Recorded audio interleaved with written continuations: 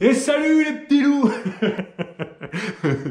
Allez, je vais me transformer en youtubeur, là c'est parti. Alors, qu'est-ce qu'on fait aujourd'hui? Aujourd'hui, vidéo pour faire le récap de mon passage en Slovénie. En gros, j'ai pris un peu de retard dans mes vidéos, mais c'est parce qu'il m'est arrivé plein de trucs. Mais ça me fait super plaisir de vous revoir. En fait, je vais répondre à vos questions. Les questions que vous m'avez posées principalement sur Instagram. Comme ça va me faire un fil rouge pour le récap et ça sera simple. Il s'est passé tellement de trucs que j'ai pas les idées très au clair. C'était bien les fêtes. Alors les fêtes, c'était de la bombe. Je suis arrivé un petit peu avant Noël dans Ljubljana. Ljubljana, c'est la capitale de la Slovénie. Et en fait, il y avait une trop bonne ambiance. Alors il faisait assez froid, mais dans les rues, il y avait plein de marchands de nourriture, de vin chaud. Il y avait plein de gens qui allaient et qui venaient. Alors en général, j'aime pas trop quand il y a plein de gens dans les petits endroits. Mais alors là, franchement, c'était un bonheur. La ville, elle était bien décorée, pas trop tape à l'œil. Et surtout, les gens étaient agréables.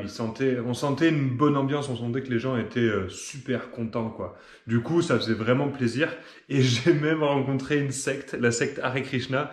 Je les ai suivis pour espérer dormir quelque part au chaud. C'était trop drôle. Bon, alors là, j'ai épuisé toutes mes chances. Et là, tout à l'heure, il y a des hindous qui sont passés qui avaient l'air un peu d'une secte. Et je vais voir si je peux pas les retrouver pour rentrer dans leur secte et dormir dans leur tente ou je sais pas où. On va voir ça. Allez, c'est parti. Ils arrivent. Voilà. Je vais aller gratter mes amis de la secte pour voir si je peux dormir avec eux. Je vais les suivre. Je vais leur acheter un bouquin, je vais les suivre.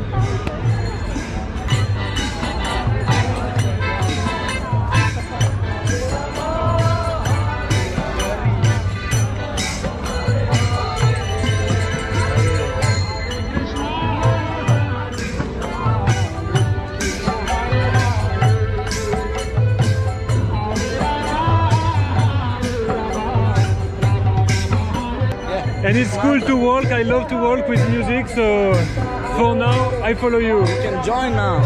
Yeah, Join to us. yeah, I join you. Temple in Shishka. There is a temple. Yeah. You're going to temple Yeah, now. yeah. Can I go with you? Yeah. Really? Follow us. Yeah. Oh nice. Perfect. Okay, thank you. Ok. Bon, c'est trop chouette parce que toute cette bande là de joyeux galérons, ça me fait vraiment penser à mes potos de Marseille quand on rentre de soirée et qu'on va d'un point A à un point B et qu'on part sur la route en chantant avec des instruments. C'est exactement la même ambiance. Du coup, là on va à leur temple. Je sais pas du tout à quoi ça va ressembler, je sais pas du tout où c'est. Et ben voilà, let's go pour les expériences quoi.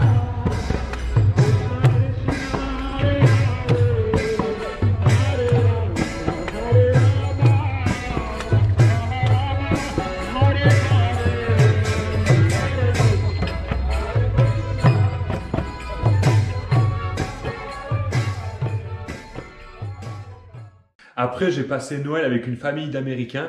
Donc, on a fait le vrai Noël américain. Tu vois, on est parti avec la famille chez une autre famille d'expats. Et du coup, c'était voilà, un Noël à l'américaine. J'ai eu la chance de manger avec des Américains quand j'étais en Italie pour Thanksgiving. Et là, je me suis fait un Noël avec des Américains. Donc, c'était super drôle. Et cette même famille a été super sympa avec moi parce qu'on est parti faire une excursion dans une grotte, la grotte de Krishna. Pour aller dans cette grotte, normalement, il faut faire pas de démarches, mais c'est un truc qu'il faut organiser. Et si j'avais pas rencontré cette famille-là, évidemment, je l'aurais pas fait parce que c'est un peu complexe à faire. Enfin, faut vraiment se motiver. Et là, ils m'ont dit, ah ben, viens avec nous dans la grotte. Du coup, on allait dans la grotte. J'ai fait du canoë dans des lacs souterrains, 30 mètres sous terre.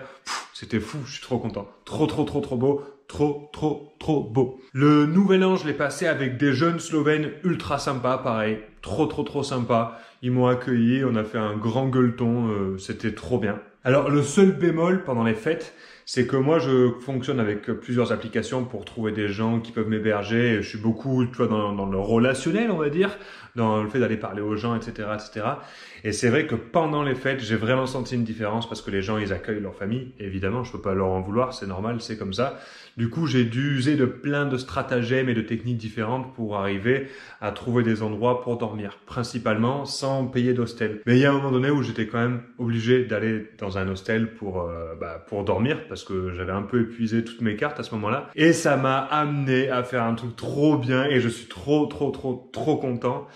Ils ont une formule, l'hostel où j'étais, d'ailleurs, c'est Hostel Trésor. Si vous allez à Ljubljana, allez là-bas, c'est de la bombe, ils sont super gentils. Ils ont une formule qui s'appelle Art for Sleep. Et en gros, tu fais quelque chose, ça peut être de la musique, ça peut être du théâtre, ça peut être des dessins, de la peinture, ce que tu veux. Et en échange de ta prestation, eh ben, ils te font dormir. Du coup, là, j'ai dormi quasiment une semaine à l'hôtel. J'ai fait une grande fresque dans les escaliers qui reprenait picturalement, en fait, les peintures des frontons de ruches slovènes. J'étais à l'accueil en bas, je peignais tranquillement et une des nanas qui s'occupe de l'hôtel, elle m'a dit « Ah mais c'est trop bien, tu peins ça, il faut que tu viennes peindre dans nos escaliers, on a une formule. » Et du coup, elle m'explique cette formule de Art for Sleep. Et pour moi, c'était la consécration, tu vois, de peindre des motifs issus des peintures traditionnelles slovènes dans les escaliers du meilleur hostel de la capitale de la Slovénie, tu vois. Des nouvelles curiosités. Alors, je sais pas où t'en étais resté, mais là, pour l'atlas de curiosité, qu'est-ce que j'ai? J'ai les frontons de ruches. Alors là, je peux remercier le ciel parce que c'est extraordinaire ce qui s'est passé par des concours de circonstances complètement fous, comme à chaque fois depuis le début de ce voyage. J'ai rencontré un peintre de ruches. Trop bien. Le gars s'appelait Milan, il parlait français, enfin il avait appris à parler français, du coup on parlait et il me disait que ça le permettait de dérouiller un peu le français qu'il avait appris. Et du coup il m'a invité plusieurs fois à son atelier, on a passé l'après-midi à peindre ensemble, à faire des collaborations, il m'expliquait un peu tout ce qui lui passait par la tête quand on peignait, tu vois, que ça soit les symboles, les couleurs, les origines, pourquoi faire perdurer la tradition jusqu'à maintenant, etc., etc. Du coup, pour moi, c'était un cadeau, mais vraiment un cadeau du ciel, puisque cet atlas de curiosité, j'ai eu l'idée de le faire quand la dernière fois je suis venu en Slovénie, c'était avec mon petit frère Jean-David. On a fait un grand road trip et un jour, au hasard, on voit ces motifs de peinture de ruche et je me dis mais c'est quoi ce truc? C'est trop beau et tout. J'ai trop envie de savoir qu'est-ce que c'est, d'où ça vient, quel est le but de ces peintures-là, tu vois. Et je me suis dit la prochaine fois que je retourne en Slovénie, je fais une petite enquête sans prétention journalistique. Juste, je vais voir les gens et je les emboucane pour savoir qu'est-ce que ça veut dire, tu vois. Et après, je me suis dit, mais pourquoi je le ferais pas dans tous les pays que je vais visiter? Et du coup, commencer l'atlas de curiosité avec cette rencontre avec ce peintre de ruche, mais je pouvais pas espérer mieux. Je sais pas si vous vous rendez compte à quel point, moi, au meilleur des cas, j'imaginais visiter un musée, prendre des informations et avec un peu de chance, trouver des ruches dans la nature. Là, j'ai rencontré un peintre avec lequel j'ai fait des collabs. Pour moi, c'est trop bien, trop bien. Le gars était super sympa. Merci à vous tous qui m'avez acheté des peintures pendant que je les faisais. Ça m'a fait grave plaisir de les faire. Donc évidemment, j'ai repris des thématiques traditionnelles que j'ai un peu changées, que j'ai un peu arrangées. J'ai mis des petits détails rigolos. J'ai complètement changé certains éléments. Du coup, ça me fait vraiment plaisir parce que c'est ça aussi le but de mon voyage, c'est de m'inspirer de nouvelles cultures, que ça vienne imprégner ma création. Et du coup, si vous me supportez dans ce truc-là, alors on est tous contents parce que c'est de la bombe en fait. Ensuite, les Slovènes, je sais pas pourquoi, ils ont plein de casernes de pompiers. Alors je sais pas s'ils sont ultra malhabiles avec leurs bougies ou alors si je sais pas. Mais dans chaque village, à l'entrée et à la sortie, il y a une caserne, 2 casernes. Des fois, tu vois 3 ou 4 casernes de pompiers par village. Tu vois, alors c'est fou. Et sur chacune de ces casernes, il y a une représentation de Saint-Florian. Et Saint-Florian, du coup, c'est le saint patron des pompiers slovènes. Et il est représenté en géant à côté d'une ville en feu et il verse un seau d'eau pour l'éteindre. Et du coup, il y a plein de représentations différentes. Des fois, c'est des peintures, des fois, c'est des dessins, des fois, c'est des sculptures, des fois, c'est en laiton. Bref, j'ai pris plein de photos. Et du coup, dans l'atlas de curiosité, il y aura un petit point sur Saint-Florian, sur qui il est, son histoire et surtout la sélection des plus belles représentations que j'ai pu trouver. Parce que vraiment, c'est typique et je trouve ça vraiment stylé, quoi. Et enfin, j'ai visité un musée incroyable. Là encore, par un concours de circonstances alors, j'arrive même plus à comprendre comment ça marche ce truc-là, mais c'est incroyable. Un musée de l'alchimie, de la pharmacie et des cosmétiques. Alors au début, ça me paraissait un peu musée de la pharmacie. Et en fait, à l'intérieur, c'est incroyable parce que tu as toute l'histoire de la pharmacie. Et la pharmacie moderne, nous, on imagine juste le néon vert en forme de croix, tu vois, mais en fait, ça va bien au-delà. Et il y a un moment où tout ce qui est justement alchimie, pharmacie et cosmétique, c'est un peu la même chose, c'est juste de la magie, tu vois. Et du coup, ce musée-là, il retrace tout l'historique de comment on s'est soigné avec les plantes. Et il y a un truc, moi, qui m'a particulièrement intéressé, c'est l'alchimie. L'alchimie, on a juste l'image en tête. Tu vois, l'image d'Épinal de l'alchimie, c'est un vieux gars dans son laboratoire qui farfouille avec son creuset, son soufflet, sa cheminée et qui essaye juste de faire de l'or. Mais en fait, ça va bien au-delà. Ça, c'est une métaphore. Le vrai délire derrière l'alchimie, si on a comparé le travail sur les métaux et le travail sur soi, c'est parce que on peut faire des comparaisons métaphoriques. Et l'alchimiste, il cherche pas à faire de l'or. Il cherche à créer la pierre philosophale qui, elle, peut transmuter le plomb en or. Et transmuter le plomb en or, ça veut dire quoi métaphoriquement? Ça veut dire passer des ténèbres à la lumière. Et en fait, avec le travail des métaux, comme image, on peut s'en servir pour faire un travail sur soi. On peut s'en servir pour fondre nos scories. Nos scories, c'est, on va dire, c'est nos défauts, c'est nos peurs, c'est nos vices, tu vois. On peut fondre nos scories pour arriver à les transmuter, à les amener vers la lumière. Donc, dans l'alchimie, moi, il y a un truc qui me passionne, c'est toute cette symbolique-là. Et ce musée, il était ultra bien foutu. J'ai pris plein de photos, j'ai pris plein de notes. Et évidemment, dans mon atlas de curiosité, il y aura un petit point. Là, je vous en dis pas trop parce que je pourrais parler des heures sur l'alchimie tellement ça me passionne. Et il y aura un point sur l'alchimie slovène avec plein de photos, plein de dessins, plein de notes, plein de pensées un peu plus... Je vais aller un peu plus en profondeur dans le livre pour pouvoir un peu expliquer ma pensée à ce sujet, ou en tout cas mon ressenti. Encore une fois, je prétends pas du tout connaître le sujet de fond en comble. Je suis ni alchimiste, ni opératif, ni quoi que ce soit. C'est juste que j'ai un avis là-dessus. Et cet avis-là, à travers mon voyage, à travers ma quête intérieure et ma quête extérieure, ben, j'ai envie d'en parler. Et c'est ce que je vais faire dans mon atlas de curiosité. Alors, concernant les contes, je vous ai fait la lecture de 2 contes. Le premier, c'est la légende de Zlatorog, le chamois aux cornes d'or. Et là, on ne fait pas plus typique. C'est vraiment l'animal mythologique emblématique de la Slovénie, à tel point que leur bière, la Laško, elle est à l'image de ce chamois. Et sur un des plus beaux lacs de Slovénie, le lac de Borín, il y a la statue de ce chamois-là. Donc vous avez adoré pour la plupart et je pense que je vais continuer à faire ce format, une narration avec de la musique derrière, ça vous a bien plu. Certains l'ont écouté pour s'endormir, c'est de la bombe. Et je vous ai fait une lecture d'un conte sur les légendes des Ruselka. Alors les Ruselka, ce sont des sirènes d'eau douce, des sirènes de source en fait. Et là pour celui-là, j'ai fait un petit accompagnement visuel en plus d'un accompagnement musical. Et là, pareil, j'ai eu plein de retours positifs. Donc moi, ça me fait trop plaisir parce que je me suis régalé à faire ça. Et si en plus, vous, ça vous fait kiffer, alors il y a vraiment tout le monde qui est content. Donc là, comme conte que j'aimerais encore raconter, il y a le conte de la Reine Serpent. Donc ça, c'est un vieux conte, mais qui est issu des premières traditions orales païennes, qui est génial, qui est absolument génial. Donc là, je vais bien le traduire et je vais le rallonger un peu, parce que là, la version que j'ai, elle est assez courte et je pense qu'il y a moyen de l'étirer un peu. Ensuite, il y a une légende qui est un peu équivalente à celle des Ruselka, mais là, c'est une histoire d'homme des cascades. Donc il y a un peu, voilà, il y a des créatures féminines, les Ruselka, et il y a aussi des hommes des cascades. Donc il y a des petites légendes qui parlent de ces personnages-là que je vais raconter. Aussi des contes à propos des Lesniks. Les Lesniks, ce sont des petits lutins qui vivent dans les champignons. Alors ce ne sont pas des schtroumpfs, c'est un peu plus traditionnel on va dire, mais pareil, voilà, des petites histoires qui se passent entre toutes ces créatures mythologiques-là. Il y a énormément de contes, énormément de matières mythologiques. Du coup, j'ai fait un petit choix, un petit tri. Et ceux-là, je les ai gardés parce que c'est ceux qui m'ont le plus plu, tout simplement. Je vous invite à aller regarder du côté de la mythologie slovène. C'est incroyable, c'est très très riche. Et donc oui, mes contes, je les réécris. Je les réécris un peu, je les change, je les modifie. Parce que souvent, ces contes, ils sont issus d'une mentalité. Alors, c'est une autre époque, faut juste dire que c'est une autre époque. Je pense pas que ce soit à dessein. Mais la plupart du temps, dans ces contes-là, les femmes, elles ont aucun intérêt. Genre, elles ont vraiment un intérêt mineur. Et c'est juste à la limite des portes de sortie faciles, tu vois. Genre dans le conte du Zlatorog, tel que je l'ai trouvé, la femme dont est amoureux le chasseur, c'est juste une femme vénale qui tombe d'un coup amoureuse du chasseur, d'un coup amoureuse du riche marchand, d'un coup encore amoureuse du chasseur parce qu'il lui apporte des fleurs. Enfin, il y a un truc où juste ce personnage-là, c'est un prétexte minable en fait, il sert à rien.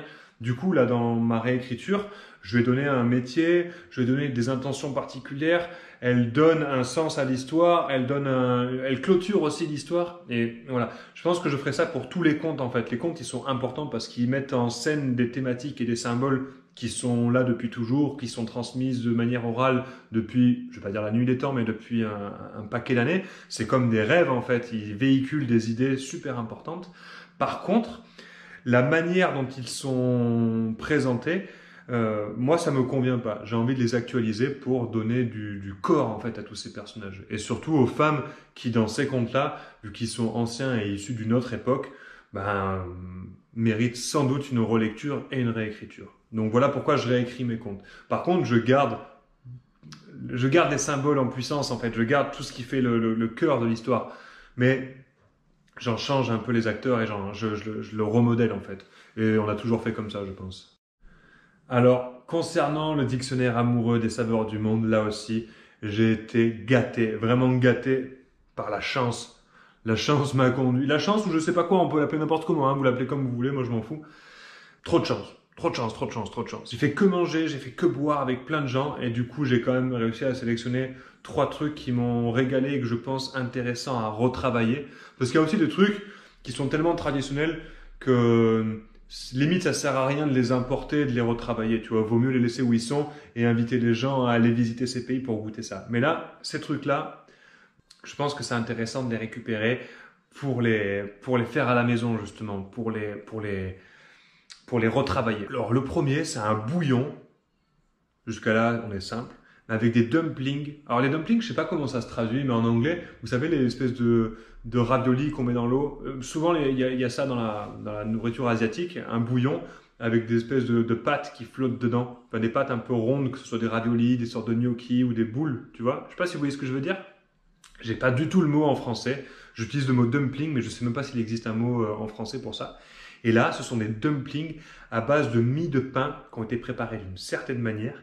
Et en fait, ça part pas, ça se désagrège pas dans l'eau. Et ça fait une espèce de petite boule avec une texture incroyable dans le bouillon. Du coup, je salive rien que d'en parler. Du coup, c'est trop bon. C'est super simple, mais c'est super bon. Là, tu commences par ça, un repas. Tu as le petit bouillon qui vient de te réveiller. Et tu as le dumpling là qui est ça me donne super faim. Je ne saurais pas comment vous le décrire en fait. C'est vraiment, quand on m'a présenté ça, je me dis mais qu'est-ce que c'est que ce truc là? Et en fait, c'est super simple et ça marche trop bien. Et je pense qu'on peut faire des variantes incroyables dessus. Donc voilà, premier bouillon avec des dumplings de mie de pain. Alors, vous pouvez me croire sur parole, c'est archi bon. On a préparé avec un des gars qui m'a hébergé un espèce de rouleau aux légumes. Alors c'est comme une bûche de Noël en fait. C'est le même principe, c'est pas du tout la même préparation. C'est un mélange de pâte feuilletée, de pâte brisée, sur laquelle on vient tapisser une préparation de légumes. Et ça, on l'enroule, on le fait cuire au four avec du fromage. Et après, on le coupe en tranches et on le mange avec une purée de lentilles corail. Et c'est incroyablement bon, vraiment. Là aussi, c'est tout simple, c'est super bon. Voilà, c'est tout ce que vous avez à savoir. C'est super bon, et ça a une belle gueule. Alors, tu vois ça, c'est original, tu vois. Parce que ça te fait dans ton assiette une espèce de petit escargot vert, tu vois. Bon, c'est super bon et c'est beau à voir. Et ça fait plaisir à cuisiner parce que quand tu le sors du four, ça sent trop bon et c'est trop bon. Et c'est trop bon! Ensuite, la chance m'a souri, la chance m'a... Encore une fois, là, je remercie le ciel et tout ce qu'il y a à remercier. Un des gars qui m'héberge. Alors, petite histoire marrante. Un soir, j'arrive dans un village en mode, là, j'ai 0 endroit où dormir, je sais pas où je vais dormir. Je vais à côté d'un bar, je me fais mes petites affaires. Et là, il y a un gars qui vient me parler qui était complètement éclate. Hello, two friends in Slovenia. We love everything. We love friends. We love people. We love everyone. Il m'a dit, il parlait pas très bien anglais, mais on s'est compris tout de suite. J'ai senti que c'était un frère, tu vois. Et du coup, on part, il m'a embarqué chez lui avec ses potes, on a marché pendant 1000 ans, j'étais avec mon vélo, il était complètement bourré, je me dis, mais qu'est-ce qui va m'arriver encore? Je commençais un peu à avoir un petit coup de pression, tu vois, en mode, où est-ce que je vais là? Et en fait, on arrive chez eux, et c'était de la bombe, bon bref, c'est pas le cœur de l'histoire. Tout ça pour dire que ce gars-là, sa mère était boulangère, et qu'il me l'a pas dit. À un moment, il me dit, mais je te réserve une surprise. Et je me dis, mais qu'est-ce qu'il me réserve comme surprise, ce con? Et le lendemain, il me dit, viens, on va chez ma mère, on va faire des beureks. Et là, je me suis dit, oh là là là là là là là là là là là là, des beureks, putain. Bon, alors là, j'ai la chance d'aller visiter une boulangerie. Hello. Oh, hello, come on. Okay. Bonjour. Bonjour. Wow, it's wonderful. Yeah. Okay. Alors aujourd'hui, on va apprendre à faire des boureks dans une ville. Quiconque est déjà allé dans les Balkans, c'est que bah, c'est un peu la nourriture, c'est la base alimentaire, on va dire. Tu manges des beureks à toute heure, pour le petit-déj, pour le midi, pour le soir, pour le goûter, pour la fonce dalle. Tout le temps, tu manges des beureks. Et du coup, là, j'étais dans une grande cuisine de boulangerie pour faire des beureks. Et évidemment, je suis trop content. Donc, ça, je vais un peu réfléchir à comment est-ce qu'on peut le transposer, comment est-ce qu'on peut faire, par exemple, des micro-beureks, des beureks avec des goûts improbables qu'on n'a pas encore... comment transposer des beureks, en fait. Bon, voilà, concernant les 3 livres, c'est à peu près ce que j'ai. Je pense qu'il y aura des petites surprises qui vont se glisser par-ci, par-là. Je suis super content, j'en espérais vraiment pas tant, mais vraiment pas tant. Bon, la suite de la vidéo, elle s'est effacée, mais c'est pas grave. On va la faire ici. En plus de tout ce qui m'est arrivé d'inattendu, d'extraordinaire, il m'est arrivé encore plein d'autres choses que je vous fais en rapide et en vrac. J'ai rencontré un apiculteur super sympa, un gars qui a gagné de nombreux prix. Il m'a fait goûter tous ses miels, ses alcools de miel, ses produits dérivés du miel. Il a répondu à toutes mes questions. Il m'a montré ses ruches, il m'a montré plein de trucs. On a fait plein de photos. Génial. J'ai fait une sortie urbex dans un centre commercial avorté, tout en béton, gigantesque, avec des peintures trop belles. C'était génial aussi. J'ai été voir des paysages magnifiques, le lac de Bled et le lac de Borin. Mais bon, les paysages comme ça s'explique pas, juste ça se voit. Je pense que je vais vous montrer quelques photos, mais ça pourra pas rendre la magnificence des lieux. J'ai bossé dans un shop de tatou incroyable. Ça fait beaucoup de fois le mot incroyable qui revient, mais là c'était une équipe vraiment géniale avec qui je me suis trop bien entendu. J'avais un espace pour travailler, pour peindre. Et du coup, c'était exactement ce dont j'avais besoin. Si vous allez en Slovénie, passez les voir, ils sont absolument géniaux. Siva Lobanja. Voilà, j'ai rencontré tellement de gens incroyables, des gens ouverts, des gens qui m'ont vu avec mon vélo, qui ont lu ma pancarte et qui m'ont dit « Mais viens chez nous, on va cuisiner, on va boire ». Du coup, on a cuisiné, on a bu, on a recuisiné, on a rebu. C'était incroyable, des gens ouverts tout le temps, qui m'accueillent, qui veulent pas me laisser partir, qui me retiennent chez eux, qui disent non mais ça tu partiras demain, oh tu partiras demain, etc. C'est pour ça que je passe autant de temps dans chaque pays. Et au final c'est pour ça que je suis parti en vélo, c'est pour juste accueillir le trip comme il vient et vraiment je regrette pas. Et peut-être que je vous invite tous à partir à vélo, tous à lâcher votre taf de merde que vous aimez pas, à écouter votre cœur et partir sur les routes parce qu'il n'y a que ça de vrai en réalité. Donc voilà, je suis trop content que ça vous plaise. Je sais que ça vous plaît parce que vous m'envoyez des messages pour me dire que ça vous plaît. Et ces messages-là, ils sont super importants pour moi parce qu'ils me font prendre conscience que mon expérience, elle m'enrichit moi évidemment, mais elle peut aussi servir à vous enrichir et ça me comble parce que quand on est plusieurs à comprendre tout ça, ben, les choses elles changent, enfin je crois. Donc voilà, merci à tous pour vos messages, ça me touche vraiment, ça me donne beaucoup d'énergie. Et voilà, on s'envoie des petits mots doux sur les réseaux. Gros bisous, merci à tous, merci vraiment. Et apparemment, vu que je suis en train de devenir un youtubeur, bah, ce qui m'aiderait pas mal, ça serait un petit pouce bleu, un partage sur ton réseau social préféré et un abonnement si t'es toujours pas abonné. Et la petite cloche, bah, je sais pas trop à quoi ça sert, mais fais-le, on sait jamais. Voilà, je t'embrasse, merci beaucoup, tout ça c'est grâce à toi que ça arrive. Je t'aime.